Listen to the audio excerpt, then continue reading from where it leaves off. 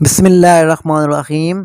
والدین کی خدمت اور ان کے حقوق اور ان کی تعظیم و تکریم کے بارے میں اللہ تعالیٰ نے قرآن مجید میں ہمیں کیا حکم دیا ہے، اور ہمارے پیارے نبی کریم صلی اللہ علیہ وسلم نے ماں کے بارے میں اور والد کے بارے میں ہمیں کیا تاکید کی ہے۔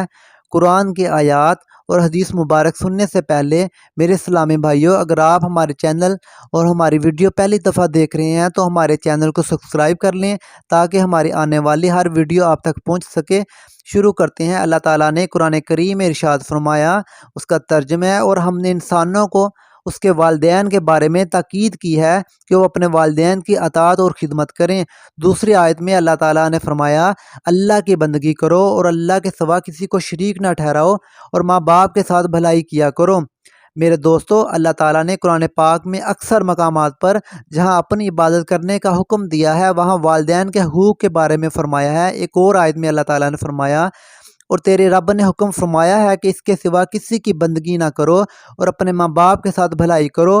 ماں باپ دونوں میں سے ایک، دونوں یا دونوں میں سے ایک تمہاری زندگی میں بڑھاپے کی عمر تک پہنچ جائیں اور ان کی خدمت کا بوجھ تم پر آ پڑے اور تمہیں ان کی کوئی بات ناگوار گزرے اور تم غصے یا جلد بازی میں ان سے جھگڑنے لگو، اللہ تعالیٰ تمہیں حکم دیتا ہے کہ ان کی کسی بات پر اف تک نہ کہو، ان کے ساتھ ہمیشہ عزت و احترام کے ساتھ پیش آؤ اور ان کے حق میں ہمیشہ دعا کرتے رہو۔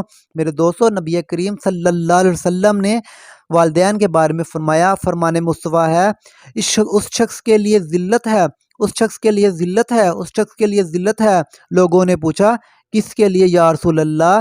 آپ صلی اللہ علیہ وسلم نے فرمایا کہ جس کے ماں باپ یا ان دونوں میں سے کوئی ایک اس کے پاس بڑھاپے کو پہنچ جائیں اور وہ ان کی خدمت کے باوجود ان کی خدمت کر کے جنت میں نہ داخل ہو سکیں۔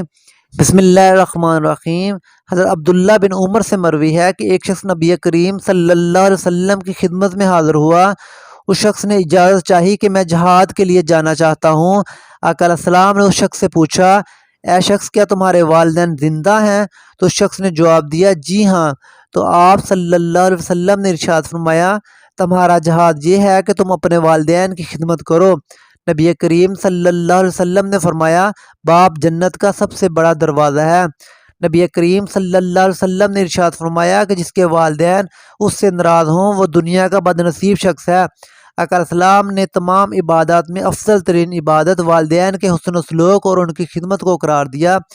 پیارے دوستو، اس ویڈیو کو اپنے دوستوں، چاہنے والوں اور عزیزوں کے ساتھ ضرور شیئر کریں تاکہ ہم سب مل کر اللہ اور اللہ کے رسول کے احکامات پر عمل کر سکیں اور اپنی دنیا اور آخرت کو سنوار سکیں۔